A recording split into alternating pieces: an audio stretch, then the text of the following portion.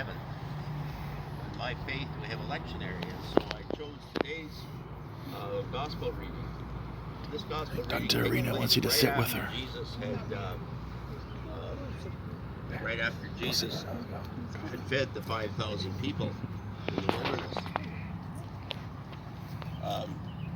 John chapter 6, verse 14.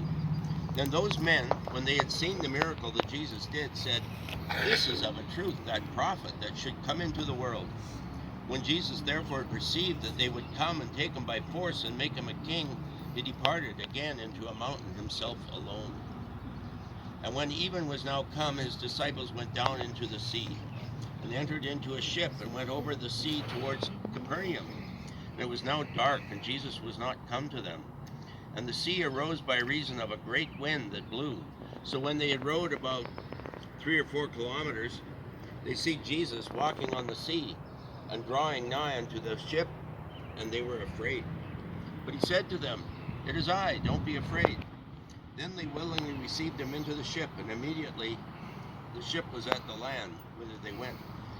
The day following, when the people which stood on the other side of the sea saw that there was none other boat there, save one where into his disciples were entered, and that Jesus was not with his disciples into the boat, but that his disciples were gone away alone. Howbeit there came other boats down from Tiberias, nigh unto the place where they did eat bread, after that the Lord had given thanks. When the people therefore saw that Jesus was not there, neither his disciples, they also took shipping, and came to Capernaum, asking for Jesus. And when they had found him on the other side of the sea, they said to him, "Rabbi, how did you get here?"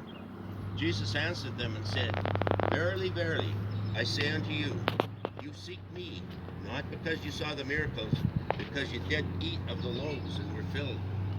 Labor not for meat which perisheth, but for that meat which endureth unto everlasting life, which the Son of Man shall give unto you, for him that God hath the Father has sent."